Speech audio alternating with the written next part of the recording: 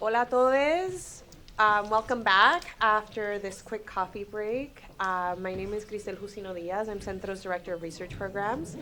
I want to thank our previous set of panelists. That was just so inspiring and so wonderful to hear about their work. So we're going to start our second panel, Contesting Archives and Authority. And I think before we get started and talk a little bit more about this panel, I think I want to reaffirm what Jamaida and Vanessa said previously. It's been such a joy to work with these fellows, to see the work grow during the year, and to have the opportunity to see them collaborate and think together and see the projects that are coming out of this. I know everybody's really excited to see them. I'm just overflowing with pride at seeing the incredible and genuinely field-changing work that these fellows are doing. So in this second panel, we're going to explore how the politics of ownership and access play out in archival spaces, particularly when dealing with contested materials related to Puerto Rican history, culture, and politics. And the discussion will center around how scholars and activists are challenging traditional notions of who has the right to control, curate, and narrate the archive. So in this panel, unfortunately, two of our presenters were not able to make it, but they did send videos with their presentations, so we will be able to hear from them. These two panelists that will be joining us virtually are Emma Amador, who is Assistant Professor of History at the University of Connecticut, and Lorraine Torres Colon, who's a postdoctoral scholar with the Latino Social Science Pipeline Initiative at the University of California, Berkeley. And then here in person, I have the great joy to introduce all of you to Shakti Castro, who is our dissertation fellow this year, and she is a PhD candidate in the Department of History at Columbia University. And Alberto Ortiz Diaz, who is an assistant professor of history at the University of Texas at Arlington. And kicking this panel off, we have Shakti. So I don't know if you're going to do it there, here.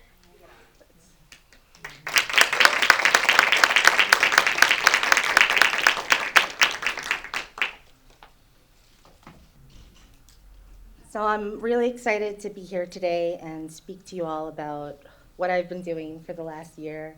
Much like everyone else has already said, it's really been affirming and a wonderful experience to work alongside other scholars who are as invested in Puerto Rican studies as I am. I also worked at the CENTRO when I was an undergraduate student a very long time ago, so it feels like I'm coming home to finish up a really important chapter in my life, which is all of the chapters of my dissertation.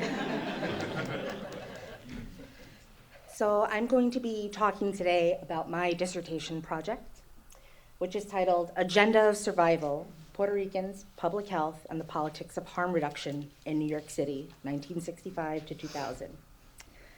And in my dissertation, I examined the Puerto Rican history of needle exchange and AIDS activism in New York City and the archipelago. And what I'm basically saying, which is true, is that Puerto Ricans have been really pivotal agents of harm reduction activism in New York City. And that we've used our anger and frustration with our colonial relationship to the US to motivate a practice of care and protest. I am thinking through how medical and legal policy, empire, and labor and health-based migration have shaped the political subjectivity of our communities here in the diaspora. And I am arguing that Puerto Ricans with substance use issues and those living with HIV and AIDS engaged harm reduction and anti-colonial activism simultaneously to assert both our bodily autonomy and political sovereignty. So what is Puerto Rican harm reduction? The National Harm Reduction Coalition defines harm reduction as a set of practical strategies and ideas that are used to reduce the negative consequences of drug use. So think sterile syringes, Narcan bags, wound care kits, education as well. And it's premised on the idea of meeting people where they're at. People are not always able to achieve sobriety, and we have to work with people where they are. And so this definition of harm reduction has more recently been expanded to acknowledge it as a social movement dedicated to respecting and ensuring the rights of people in Black and brown communities who are also seeking to redress the harms of colonialism and white supremacy. Puerto Rican harm reduction is a movement for the rights of people who use drugs as it intersects with Puerto Rican political and social movements, and how we challenge racism, systemic disinvestment, and the continued colonial status of our island. Puerto Rican drug users, sex workers, and allies responded to the war on drugs and the AIDS crisis to advocate for syringe exchange programs and culturally rooted harm reduction care. So there's this quote by Emma Goldman, right? If there's no dancing in your revolution, it's not my revolution. And I feel that way about sex workers and people who use drugs. And if they're not part of Puerto Rican liberation, it's not liberation. And in that vein, so using the lens of decolonial queer praxis, to quote from the scholar Renee Esparza, alongside the work of political scientist Kathy Cohen and feminist activist and cultural theorist Bell Hooks, to approach history from the margins, I am attempting to view solidarities not strictly through lived identities, but through our relationships to and with power. Puerto Ricans on the margins have played a crucial role in AIDS activism and movements for bodily autonomy and political sovereignty.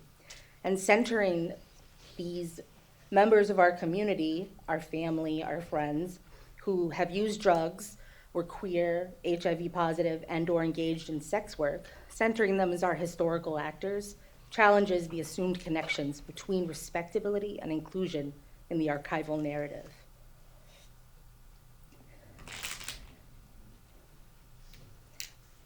So I'm showing some images here from Puerto Rican AIDS activism in the early 1990s. You'll see on the left an image of a sign that was carried at the 1990 Puerto Rican Day Parade, and also in a series of actions that took place in Puerto Rico over the summer of 1990. So this was the first time that HIV and AIDS activists had participated in a political action in the parade. And the sign says, "El ELA me mata," the Free Associated State kills me. On the right is an image calling for protest, invoking the imagery of disaster that Puerto Ricans are all too familiar with. We have to situate our understanding of the harms of the war on drugs as also intensively and integrally connected to the colonial status of our archipelago. We cannot separate those from each other.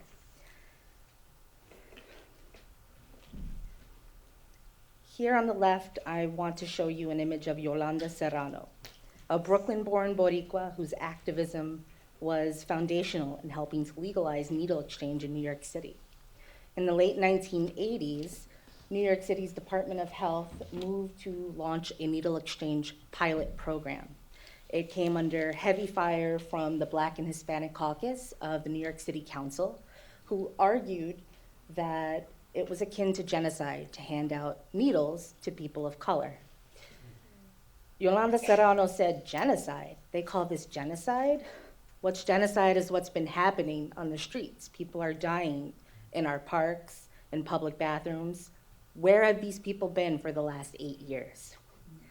Yolanda Serrano pushed and pushed Stephen Joseph, the commissioner of the Department of Health at the time, to launch this pilot program, which was reduced quite a bit from what it was planned to be. And yet, it was so important in launching legal needle exchange just a few years later. After the needle pilot exchange program was shut down by Mayor Dinkins, several groups, including ACT UP, took up illegal needle exchange underground. On the right, images from that action, that series of actions in 1990, and members of the Latino caucus of ACT UP. Some more images I want to share with you. On the left, another protest sign, "El Coqui limpia sus aparatos."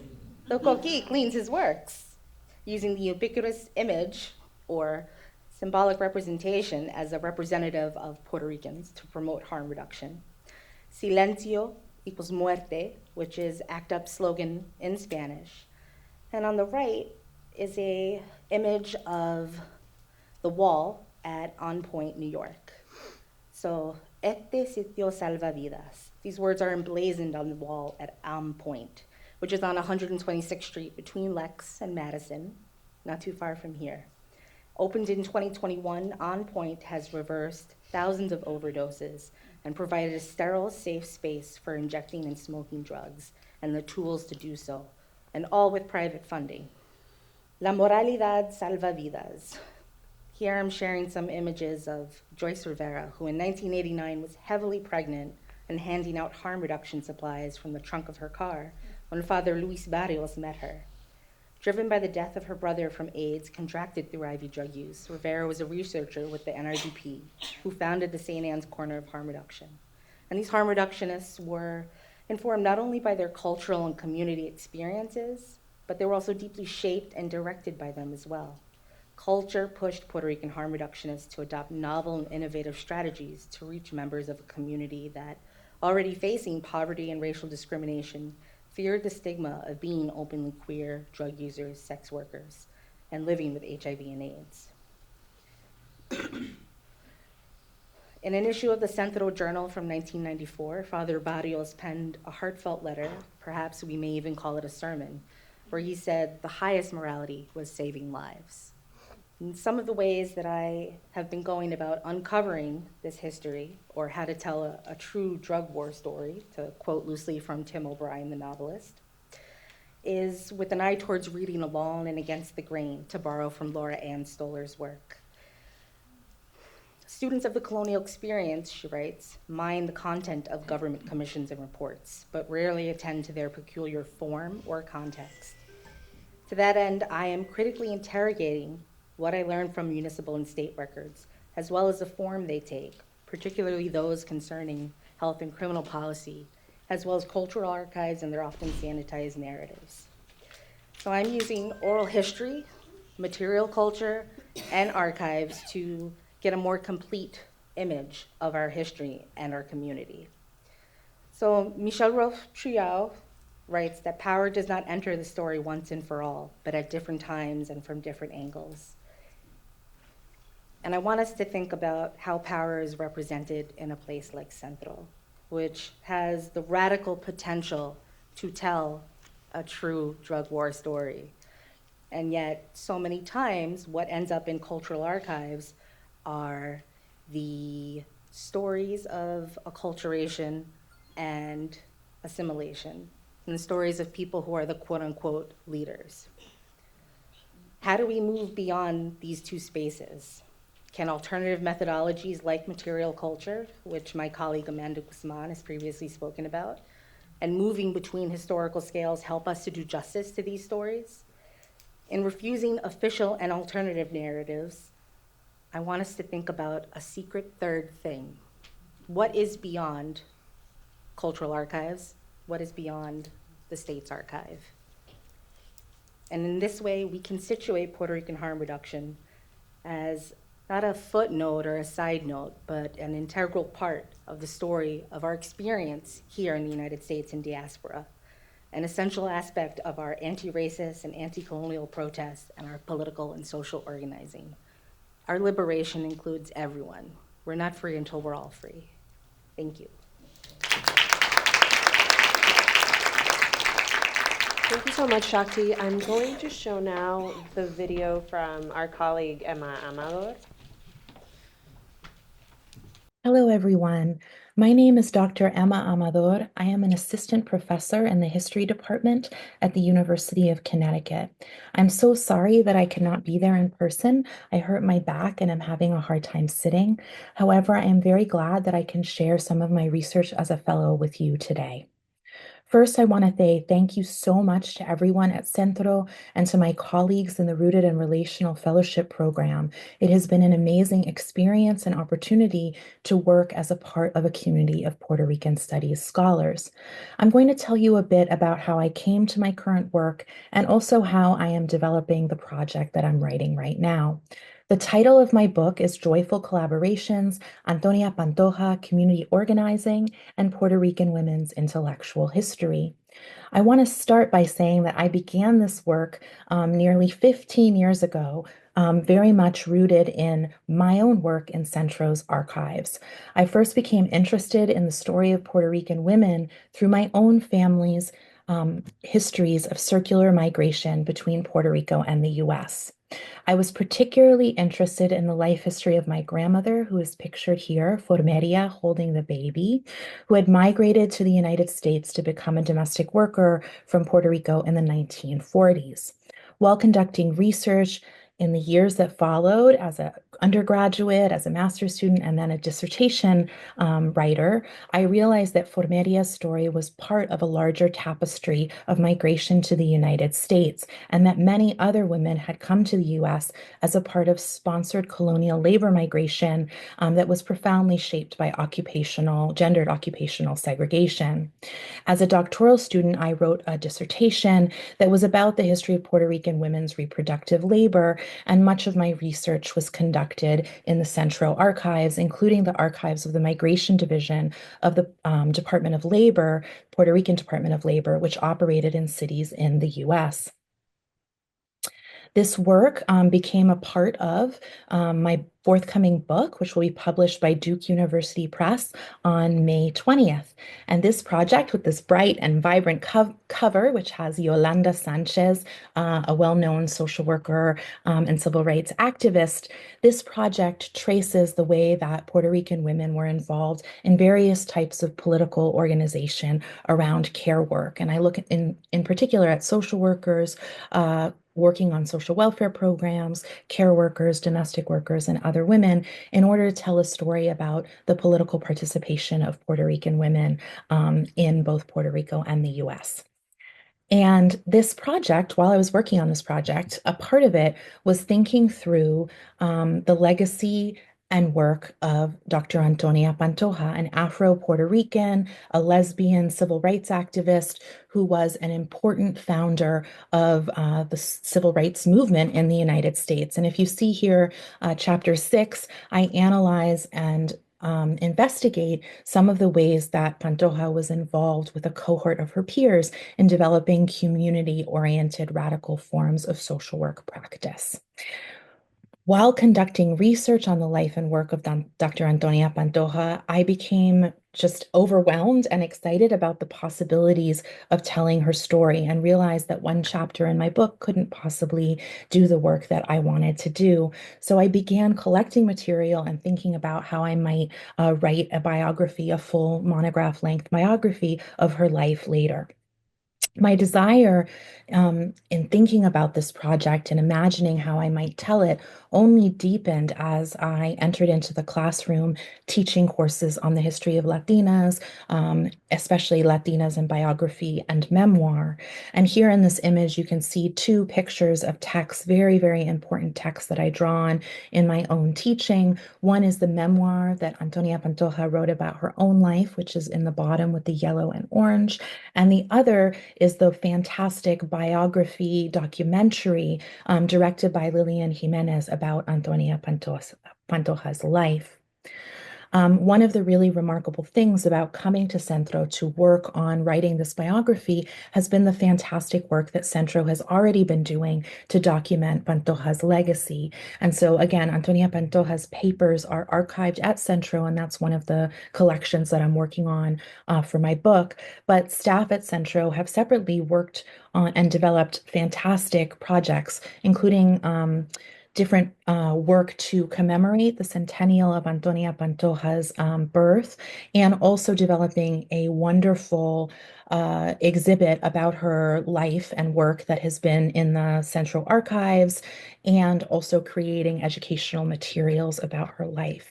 And so coming to Centro after these projects have happened and being able to work on this biography has really been a remarkable opportunity and experience.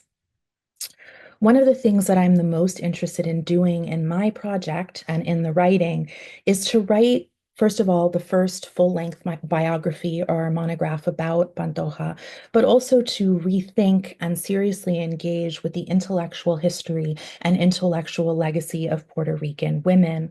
And that intellectual history, I feel, is often overlooked or not centered in broader stories about Puerto Rico or the Puerto Rican diaspora, or within those of US politics more broadly. And the story of Pantoja demonstrates the powerful role that Puerto Rican women played in New York City politics, the connections they developed with the archipelago, and the way that Puerto Rican women also led grassroots political mobilizations that drove the Puerto Rican civil rights movement. So for historians, one of the most important things that we can do in rewriting this history is really draw on and build on and work with collections like those at CENTRO that offer this remarkable repository of knowledge about the engagement of Puerto Ricans in various social struggles, but also, and one of the things that I've been examining in my own work is looking through Pantoja's papers also really centers her role in intellectual history and the ways that she was thinking about complex ideas of community organizing, the way she was writing about educational policy and social work, and this broader legacy of her thinking. One of the things that has been the most important aspects of the work that I'm doing right now is thinking about her role in innovating ideas of community organizing and what she would call community restoration. And this is an image of Dr. Pantoja and her longtime romantic and intellectual partner and later wife, Dr. Wilhelmina Perry. The two women collaborated on path-breaking community organizing projects for more than 20 years, and they were a part of a network of Black and Latina and queer activists that were at the forefront of thinking about community organizing more broadly. And they were very invested in imagining pathways towards social justice as they faced racism, sexism, and homophobia.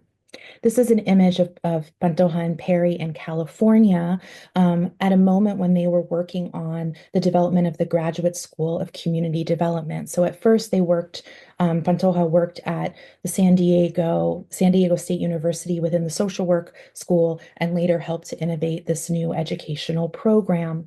Before arriving in San Diego, she had already received her PhD at the Union Institute and was really thinking about innovative ways of creating educational institutions. She had already developed and worked with other Puerto Rican activists on creating Aspira, which was a foundational educational program for minority and Puerto Rican youth. She later helped found Boricua College and was involved in a variety of educational programs in Puerto Rico and the US.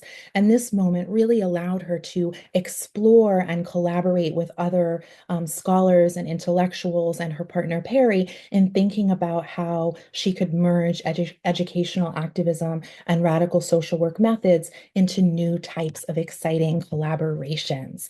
And this is an image of some of the participants in the Graduate School of Community Development, where Pantoja and Perry envisioned this new educational project. One of the things they were very interested in was how to restore communities through creating intellectual cohorts of artists and intellectuals that had interdisciplinary and exciting new ways of thinking about how to restore community. And one of the things that was also, framing this broader story was the emergence of ethnic studies programs on the East Coast and in the West Coast. And in the West Coast context where Pantoja was when she was in California, she was collaborating with African American, Mexican American, and Asian American activists who were thinking through the possibilities of the pedagogical project of ethnic studies and how people could reform and innovate within education. And we see in this kind of exciting image Pantoja among some of the students in the program, especially some of the artists. One of the other important aspects of the school was thinking about the different kinds of institutions that people could build collaboratively through educational projects. And here we have this beautiful image from a poster advertising an exhibit, but it has the artist kind of drawing and imagining and painting a new world, right? One in which we see the free clinic that was created, the People's Food Distribution Center, the exact types of innovative forms of community accessible, community oriented practice that the school was developing. And this image shows it. I love the mother holding the child in this picture in the corner, and the person with their groceries and the little cat in the corner. Just a beautiful picture and a little representation of the possibility of community development and how artists were also central figures within this moment. So again, this is just one little snippet and tiny bit of a larger project that I'm working on, this biography project, but I hope that it demonstrates some of the exciting power of the joyful collaboration within educational spaces that Pantoja developed with her life, and how diving into the archives and looking at archival pieces like the ones that I showed you here can also offer us a window into moments that we might not have necessarily thought of as the most, the biggest highlights in her life. One of the bigger goals of the project is to rethink the intellectual legacy of Puerto Rican women by centering stories of how they innovated within a variety of different fields. And so I hope that this little piece of the project sparks your interest and that you look into it further as I work on it. But thank you again. I'm so sorry that I can't be there in person, but I hope that you have a wonderful conversation today. Thanks so much. And now we're going to have Alberto's presentation on race-making in Afro-Puerto Rican worlds in the archive of carcerality. So thanks, everyone. Good afternoon, everyone. It's an honor and privilege to be here. So much that has happened in our rooted and relational cohort has shaped the trajectory of my work. Many of the colleagues that have already presented are on sort of the back end of their research, and I'm revisiting research I've done previously. I wrote a book called Raising the Living Dead, Rehabilitative Corrections in Puerto Rico and the Caribbean. It was published a few years ago by University of Chicago Press. So being in this cohort is allowing me to revisit that archive with fresh eyes, and who you're around and the ideas, the generative ideas when you're in community, the way we've been in community, has led me to revisit, right, this theme and to add on to the work that I've already produced in different ways, ways that I didn't anticipate, ways that I didn't expect. So race-making, social construction, Afro-Puerto Rican worlds, assuming they're Black Puerto Ricans, archive, traditional repository of information, carcerality, fancy word for incarceration, or confinement in relation to a carceral state. And on the carceral side of things, I've already mentioned my own work, but there are relatively few of us who publish about this kind of stuff. An exception, obviously, is Fernando Picó, right, who infamously wrote El Día Menos Pensado, and also a lot of work on political prisoners. The Nationalist Party has received a lot of attention in Puerto Rican carceral studies. More recently, the race question has been broached by the publication of Martín Sostres, right, work. So this is something that's happening now. So I'm very privileged to be able to share a little bit of what I've started to do with CENTRO this year. On the race side of the equation, our colleague Joaquin Villanueva already discussed Ileana Rodriguez Silva's work, Isar Godreau's work, this idea that race is silenced, denied, or erased in Puerto Rican history. And then more recently, Milagros Denise Rosario's work, Drops of Inclusivity, which doesn't justify writing an Afro-Puerto Rican sociocultural history. She does it, right? She says, now it's time to do it. And there's a quote in that book that really stands out to me. She says, in the battle against erasure, silence, and denial in Puerto Rican history, each drop, each person, each story matters.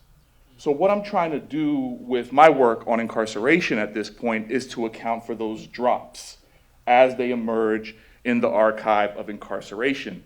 Principally, materials from the mid-20th century that were produced at the state penitentiary in Rio Piedras. This is unlike Joaquin's image from Google Maps where it was hard to say where El Fanguito was, and then he elaborated. We know where, right, Oso Blanco once stood, right, off of Highway 18.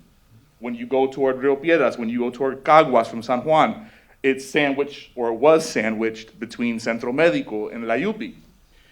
In its heyday, in the 1930s, when it was inaugurated, it was an imposing concrete, reinforced concrete structure, Art Deco neo-Moorish features, 300 plus cells on 4 floors. And United States and Puerto Rican colonial officials lauded it as modern, lauded it as regenerative. And part of the evidence for it being lauded that way was in the archive that was produced, some of which we'll take a look at. And we're gonna consider 2 pieces, 2 kinds of records from that archive, inmate files and parole records. So what you're seeing on the screen is me drawing from a sample of 20 boxes of the deceased prisoners record series from the Archivo General, a total of 474 people. That accounts for about a quarter of that whole record series. And it's people who died in Oso Blanco by race, color between 1930 and 1951. And the most glaring thing here, in light of the scholarship I just introduced, is race isn't silence, color isn't silence, color isn't denied. It's very apparent. People are logged by their physical appearance, their skin color, when they were processed entering the penitentiary in the 30s, 40s, and 50s. And we see the breakdown on the right column percentage-wise and the categories on the left side. There were 5 that I came across in this particular sample: white wheat, mulatto, and black. And depending on where we locate that Blanco Trigueño white wheat category, that helps determine if there's a disparity here in terms of who died in the prison between the 30s, 40s, and 50s.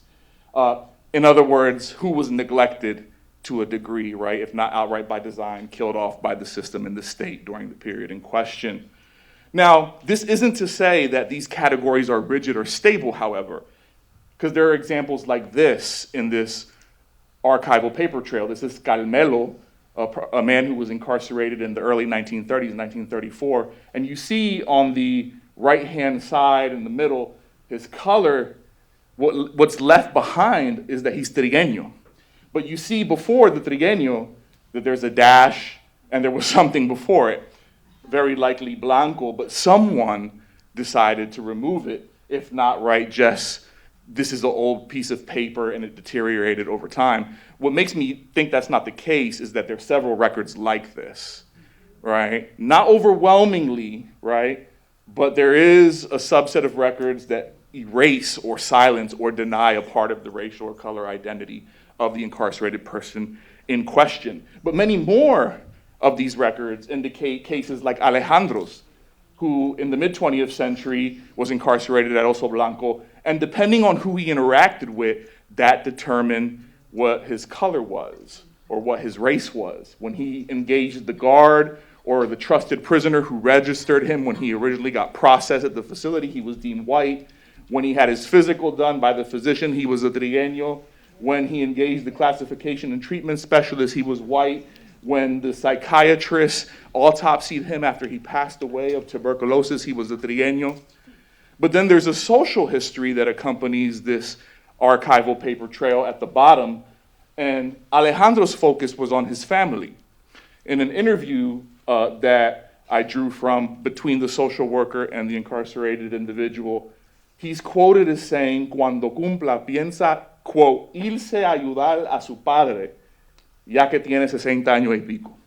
He wanted to go help his father, given his elderly age, given that he was elderly, his condition. And when you read through the rest of the record, you see that he stresses his father and his sister visiting him, bringing him supplies. He writes letters to penitentiary officials to try to get his visitation day changed to accommodate their work schedules, because it's not easy to get from El Fanguito, where they lived, to the penitentiary in Rio Piedras. And what that suggests is that looking at the drops as numbers is not enough. We have to start to open up the sources qualitatively. We have to do an ethnography of the archive, paying attention to the life and family segments of those records to try to get a fuller, more comprehensive view of who these people were and what their sensibilities entailed, and at the end of the day, what their lives were like. Let's shift to the parole records. Here's the breakdown once again. This time, however, there's a tighter window of time. These are parole records from 1946 to 1955. People who filed for parole and usually got it by race color. On the left, we see there's more variety in terms of the color or race category that individuals were ascribed in this archival paper trail. That suggests that there's more of a social dimension, right? An interactive dimension. In fact, these records are produced in light of a social worker interviewing and having exchanges with incarcerated people. And when they file the paperwork, they have to fill out often what their color or race is. So here we have, instead of a strict observation from someone else, incarcerated people to a degree saying what they thought they were in terms of color and race, which is an important distinction. And I think that in part accounts for the variety that we see here. Right now we have, in addition to the 5 from before, we have light wheat, we have light mulatto, we have dark skin bronze, and we have pale white. And elsewhere in this record series, I've seen references to copper, I've seen references to reddish, I've seen references to indios, mestizos, and so on. So that's something that has to be dealt with and addressed, right? But the key point, once again, is that race color is not silenced, it's not erased, it's not denied. People are tapping into it, right, to identify for different reasons, both in response to the state itself and what it's demanding of them, and as a part of their identities. The other thing I want to mention about this breakdown is that when you do the statistical analysis on the right column of who qualified for parole, we see it's overwhelmingly white, which is suggestive that perhaps white people or white Puerto Ricans benefited from the system more so than people of color who may have been underserved by the system. But it's also a reflection of how many people were incarcerated in general. So more of a sample is required. Here I also draw from 20 boxes, but we may need to look at 50 or 100 to really see if these patterns stick. I want to conclude by drawing attention to sort of where the research is now beyond the quantitative as I move into the qualitative. And it came up, right, when we workshopped this earlier. How do we deal with these records in a careful, responsible way? Especially since this archive it's about crime and punishment. It's violence in action. It's violence manifested before us. A system that, incarcerates predominantly, right, poor people by the thousands. And one of the things that I thought that should be the case, that should happen when we're writing these histories in light of our conversations, was we have to look to certain parts of these records. And the parts of the records that we look at that could be the most fruitful in trying to account for what I'm calling Black life making would be the family and social history portions of the parole records. And I've identified 6 broad areas: kin and kith relations and tensions, both local and diasporic, the pursuit and politics of joy and pleasure through music and nightlife, for example, leisure and therapeutic activities such as art, literature, and sports, religious and spiritual practices, labor, entrepreneurship, and cross-generational land ownership, and the words of incarcerated people themselves. And what's been happening is that I've been starting to develop chapters around each of those 6 areas. And just these 2 examples give you a sense of how multiple life areas are in action in the family and social history portions of parole records. This is Cándido, identified as a black man by the socialist worker who interviewed him in 1948. El recluso Cándido se dedicó a la música. He's dedicated to music. Y juego de pelote. Y al juego de pelota. Baseball, he's a baseball player. Según informa. Estuvo de bongocero, a bongo player, con varios conjuntos, entre ellos los conjuntos Pearl Harbor y Taoné. So he participated as a bongo player with these different musical groups. Cuando ocurrió el delito por el cual cumple condena, se encontraba tocando con el conjunto Alma Tropical y poseía una agencia de bicicletas. So we see that he owned a business, a bike shop, a bike agency of some kind. He was a musician, and he was a baseball player. And as a bongocero, he participated with these different groups in the San Juan Santurce area in the nightclub and bar scene. When you read the rest of his social history, you get a real rich sense of what he was doing.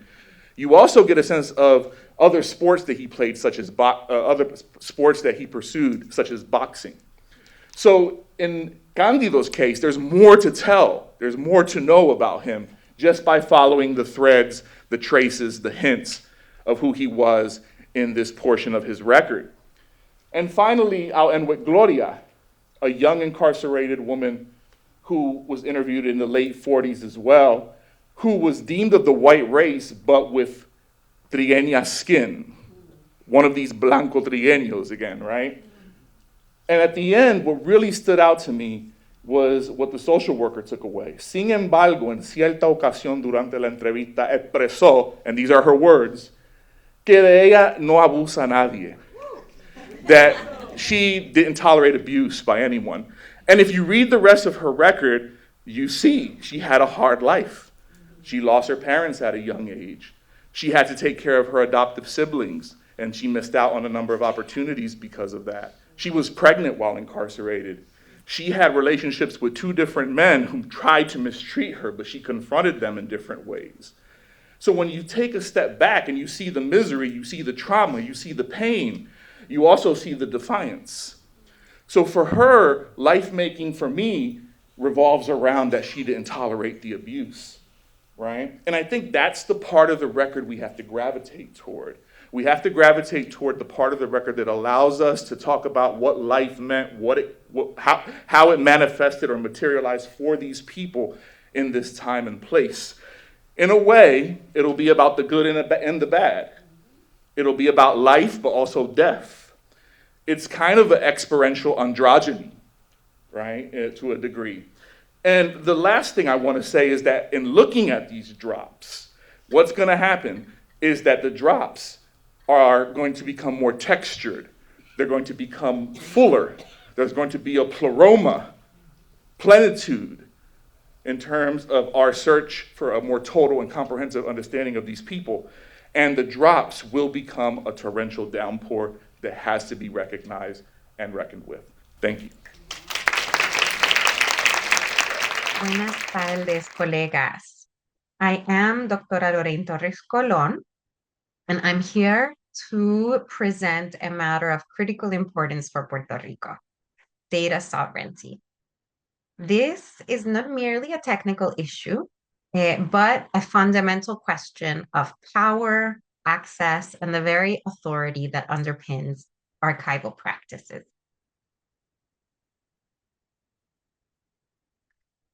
We inhabit an era defined by data, a resource of immense value that increasingly shapes our understanding of ourselves, our communities, and our world.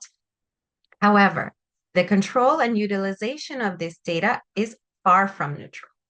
The politics of ownership and access play out intensely in the digital realm, particularly for territories like Puerto Rico, whose unique history and ongoing relationship with the United States is marked by colonial legacies. Data sovereignty, in its essence, is the right of a people to govern the collection, ownership, and use of data pertaining to them. For Puerto Rico, this entails challenging traditional notions of who has the right to control, curate, and narrate the archive. This is especially salient given the historical and ongoing use of data to inform policies and shape perceptions of the archipelago, often to its detriment, as highlighted by post-colonial theorists. The very concept of the archive is being contested, and data sovereignty is a key battleground in that contestation. So why does data sovereignty matter in Puerto Rico? The significance of data sovereignty for Puerto Rico rests on three key pillars. The first is self-determination and narrative control in challenging archival authority. Data sovereignty directly confronts traditional notions of archival authority. It questions who has the power to define what constitutes legitimate knowledge, whose narratives are preserved and prioritized, and who controls access to these resources. The ability to control our data is paramount to controlling our narrative. It allows us to construct an authentic representation of our reality, needs, and aspirations as Puerto Ricans. This is crucial in challenging externally imposed narratives that frequently misrepresent our complex social, political, and economic landscape. For instance, the prevailing narrative that casts Puerto Rico as fiscally irresponsible and dependent, while convenient for justifying austerity measures and the imposition of a fiscal control board, obscures the impact of US policies such as the Jones Act, which inflates the cost of goods, and tax policies that incentivize corporate flight. This narrative of dependency has been instrumental in the exploitation of the island's resources and the erosion of its economic self-determination. Data sovereignty matters in Puerto Rico because it allows for us to effectively and culturally relevantly govern ourselves. Reliable data, disaggregated and contextualized at sub-regional, in this case municipal levels, is indispensable for effective governance. To formulate policies that are tailored to the specific needs of Puerto Ricans across the archipelago, to ensure equitable resource allocation across our communities, and to address pressing issues, we require access to accurate and comprehensive data. Data sovereignty empowers us to govern ourselves effectively, grounding our policies in a nuanced understanding of our unique challenges and lived experiences. And finally, data sovereignty matters in that it can protect us from exploitation and extraction. Within a colonial context, data, like other resources, is vulnerable to extraction and exploitation by external entities, often with little regard for the well-being of Puerto Rico and its people. Data sovereignty can serve as a crucial safeguard, ensuring our data is utilized to benefit Boricuas. This is particularly important for our archipelago, as our data encompasses sensitive, crucial information, including traditional ecological knowledges and archival historical records. Data sovereignty empowers us to protect this information, ensuring it's used in ways that respect our traditions, values, and cultural heritage. To illustrate the critical importance of data sovereignty in the context of contested archives, I want to examine a specific and deeply troubling example, the PARE Committee, el Comité PARE, and the issue of gender-based violence. El Comité PARE was established in January 2021 under Governor Pedro Pierluisi's administration, following the declaration of a state of emergency due to alarmingly high rates of gender-based violence in Puerto Rico. The committee's mandate was to address this crisis, in part by making public statistics about the extent of the crisis. Yet, its efforts have been severely hampered by a lack of access to crucial data.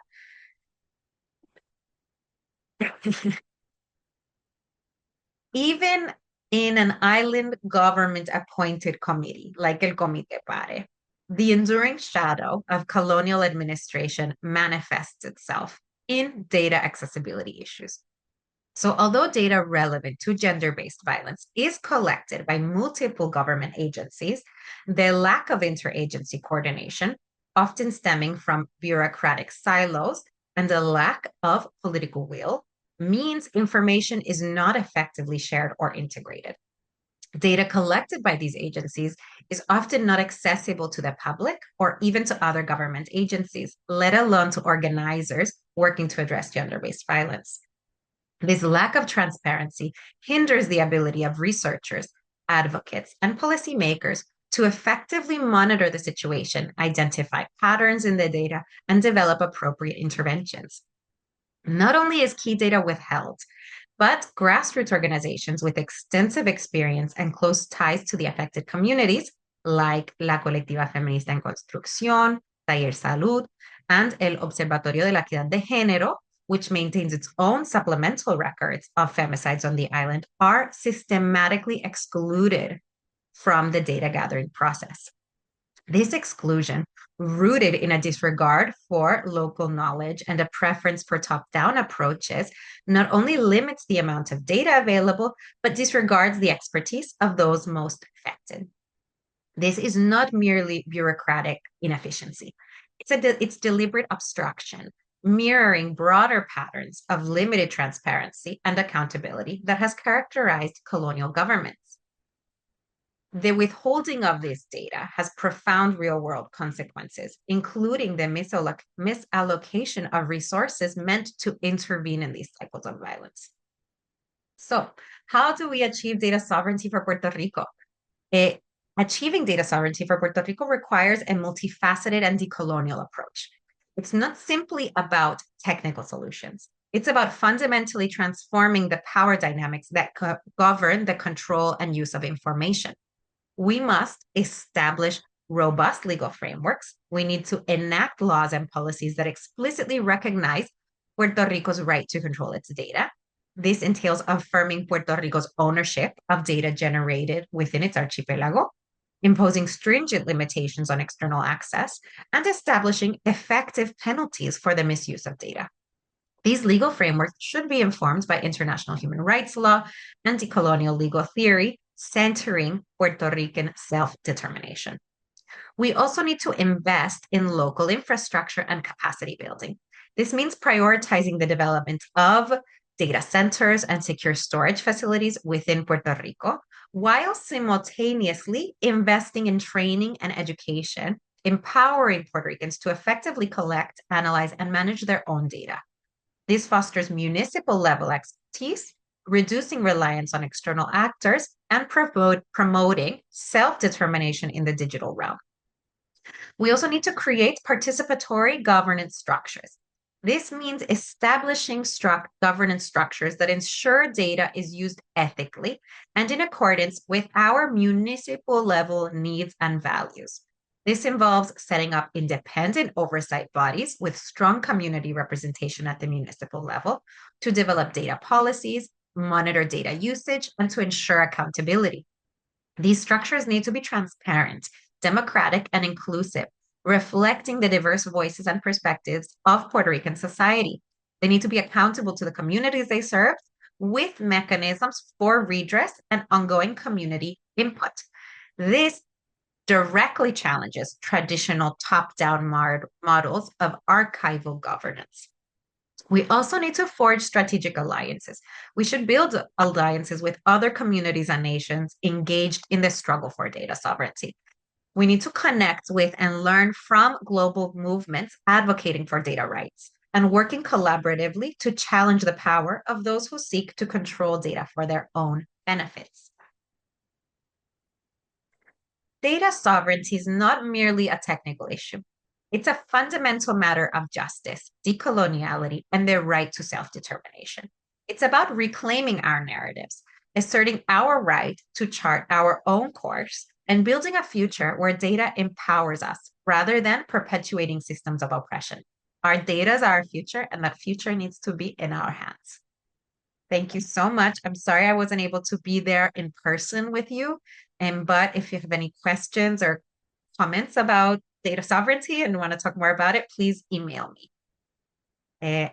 Thanks so much. This panel has and also it's so reflective of the conversations that we've been having through the year, right? So it's really exciting to hear all of you, and I think all four of them, in really different but important ways, are thinking about how do we contend with the violence at medical and carceral institutions and systems due to the voices that we're trying to center in our work, right? And I think Alberto really got into it at the end. I think, Shakti, I'd love to hear more about how the work you're doing, because I'm also a scholar of HIV/AIDS activism, so being in conversation with Shakti this year has been really wonderful. And something that we've come across is even the voices of Puerto Ricans and Latinos in the histories of ACT UP and activism are not as prominent as that of the many white middle class activists that have sort of taken protagonism over the years.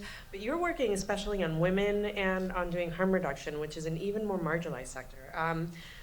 You mentioned very briefly Yolanda Serrano, and I want to give you a chance to talk about her because she's super interesting and I want everybody to hear about her. To sort of tell us a little bit more about Yolanda and how it connects to the work that you're doing. And then for Alberto, listening to you talk about Candida and Gloria, Just also, to me, was so powerful, especially after Daniel's incredible like visualization exercise, right? And I think there's so much in common between your projects. I know the two of you have collaborated, and also Alberto is co-editing an issue of Centro Journal with Emma on histories of care work in Puerto Rico.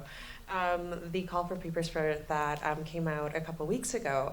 And that is so, when I found out about it, like, it's so exciting to me, because when we put these groups together, seeing people start working together, doing projects that live on after this is probably the most exciting part for me, right? It doesn't just live in this cohort. So Alberto, it'd be really great to hear about your experience with these collaborations. I know you and Daniel have done archival work together.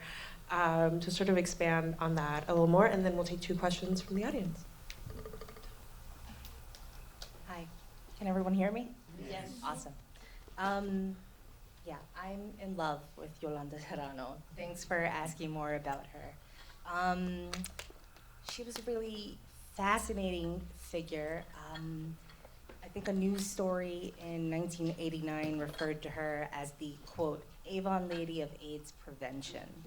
And she was so known because this was a woman who went into shooting galleries, places where people would buy and use drugs, and she would give people sterile needles, and she would give them food, and she would talk to them about, accessing sterile needles to help stem the transmission of bloodborne pathogens, AIDS, HIV, hepatitis C. And she was fearless, She did this work. She convinced other people to join her in this work. She had really innovative ideas about how to reach members of our community. She once said, you have to deal in the culture.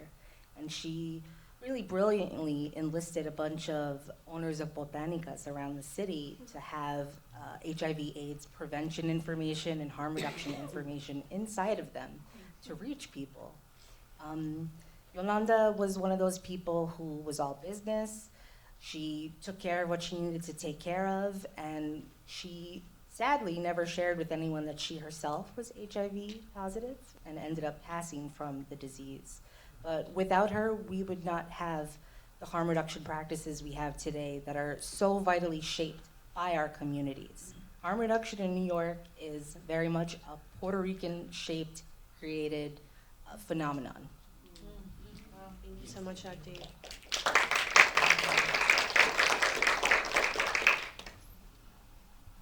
So thanks for the question, Cristel.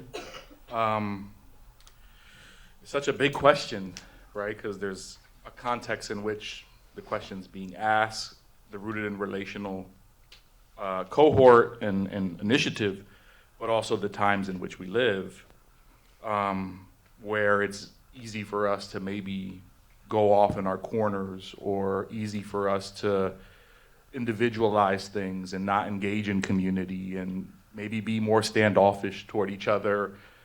All the things that life entails in a society like the one in which we live.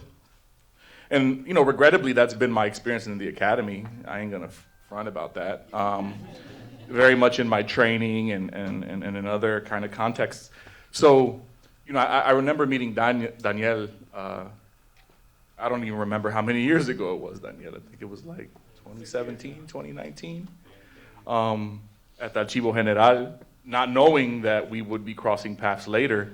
So it shows you kind of how small this world is to a degree, right? And how in many ways what Daniel's doing in his incredible work, I'm doing with a later temporal moment. So there's a lot of conversation there as well, and we've been engaging on that front. And with the broader group too, as I mentioned at the beginning of my presentation, I kind of lost a lot of hope in the academy and what I could get from colleagues and things of that nature before this initiative. And I'm really, pleased, and I've grown to admire, right, the work of my colleagues. And I think what it's taught me the most is the stakes, right, in which we're operating, and how we have to not just be locked in ourselves and think of ourselves. We have to be in dialogue and in conversation. Trust me, we've had some fireworks in some of our seminars. It's not like it's all kumbaya. We critically engage one another, But instead of cutting ourselves off from one another, right, we continue to build. And I think that's the key thing, right? If we're gonna destroy, we have to rebuild over the destruction. We can't just destroy and leave it as such. So I think that, those are facets of what I've been, getting from being in community with this particular cohort, this particular year, and this particular historical moment. Thank you so much, both of you. We have time for about 2 questions. We'll take them both at once. There are microphones. Please use the microphones for the benefit of the recording, which will later be uploaded to YouTube. So, yeah, I think we have our 2, so you can go ahead. Yeah. Hello. Hi. I'm Victor Rodriguez. Very nice to meet you all. Very much appreciate both of the panels so far. Learning a lot. And the thing that I keep thinking about, especially with this last presentation on data sovereignty, if you guys could share a little bit more about your personal experiences in dealing with that bureaucracy when you're looking for these sources, or what that looks like physically in the room. Who do you talk to? Who's in your way? How do you pick up the paper and what's going on? Then we'll take the second question.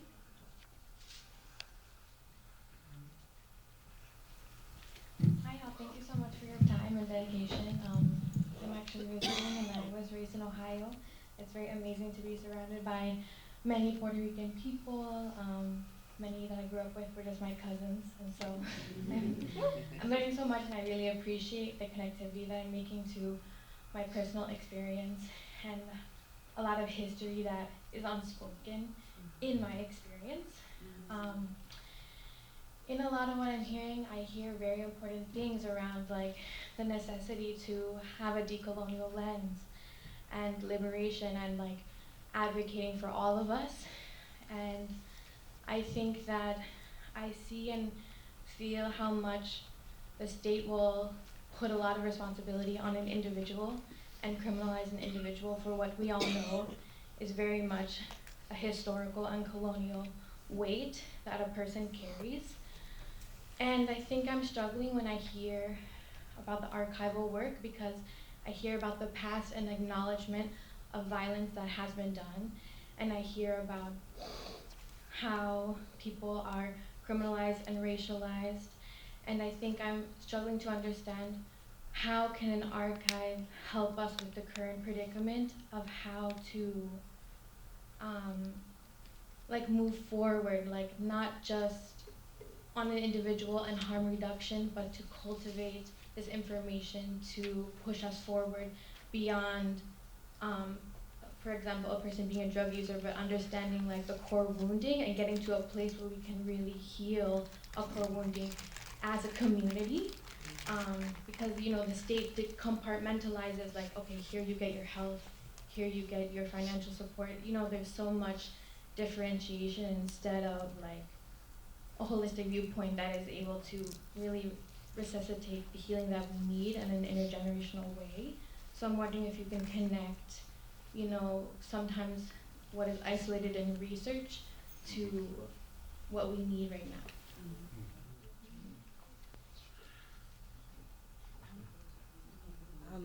Thank you for that question and your thoughtful sharing of your own experience.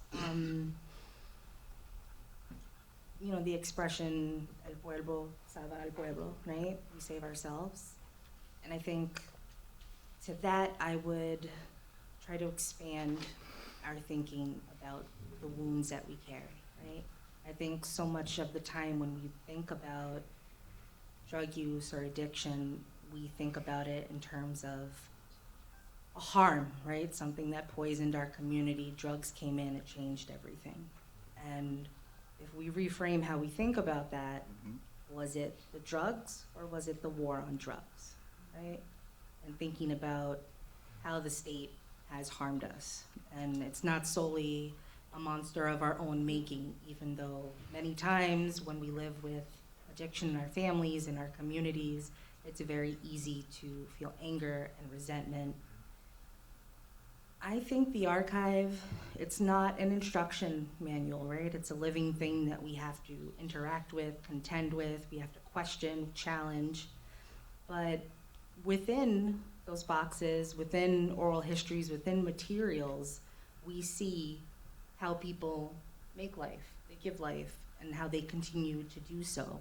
And so, you know, those who forget the past are doomed to repeat it. That's, you know, it's true, but it's a bit of a tired saying. And I think what is remarkable is how people keep going, right? We keep going. Things hurt, things wound, but we keep going. And we also have to do that with an eye towards how do we incorporate the wounding? How do we incorporate the hurt, right? Which is something that's akin to healing, but not quite. I'm rambling a little bit with that answer, but it's true. And I think the archive gives us really bright moments to look to admire, but it's not an instruction manual, right? We have to look to each other. We have to care about each other, and we have to acknowledge people live lives that are different from the ones we do, and different from the ones that we think that they should be living sometimes, right? People who use drugs, they take care of themselves. They take care of the places where they are with whatever limited capacity and means they have to do so, people who have problematic drug use issues. And they enjoy using drugs. And for some people, that's not a coping mechanism. It's really a natural thing to seek out pleasure and joy, no matter what your circumstances are. And so, how do we make the world a safer place for people to pursue joy in so many different ways without hurting themselves or others?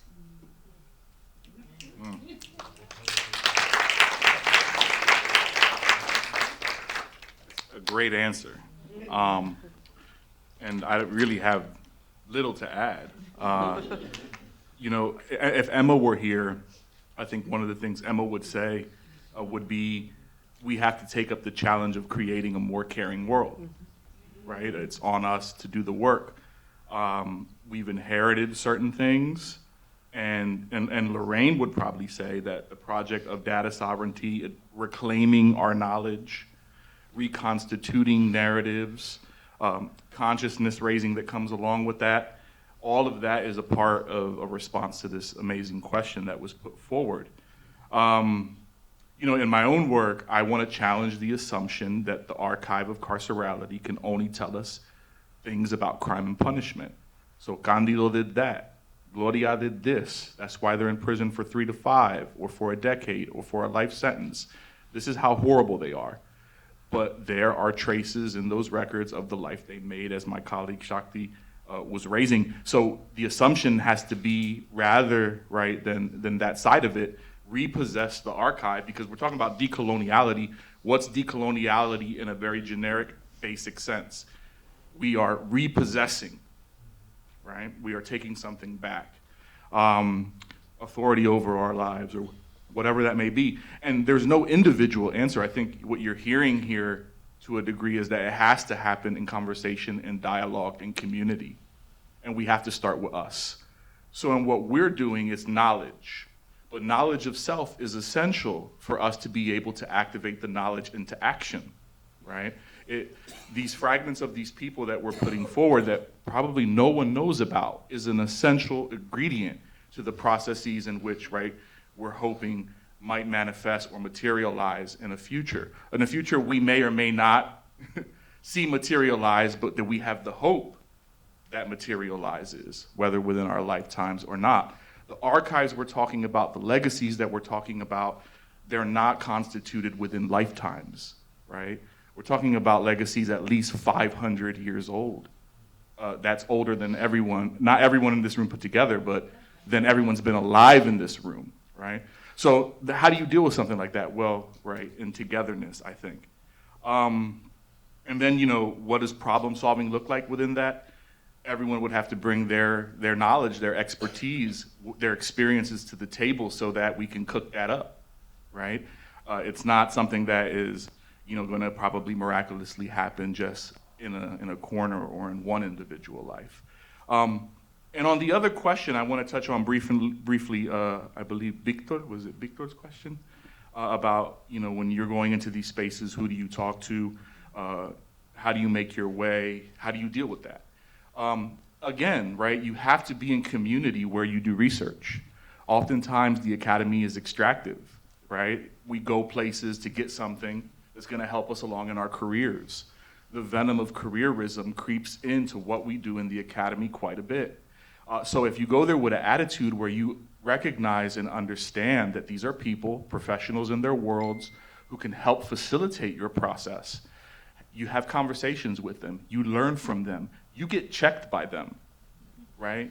I've been checked a couple times when I go do research in Puerto Rico or Santo Domingo, right? Because I'm not from Puerto Rico or from Santo Domingo, but I inquire, I have a curious mind, I ask them questions, and they put me on to things. So, you start building relationships at the end of the day. And what we're talking about in our projects about the past, about the importance of relationships to our people, that's one of the connecting points to the present, right? We need to live that too, in how we do research and how we problem solve, going back to the other question. So those are just some things that, come to mind for me.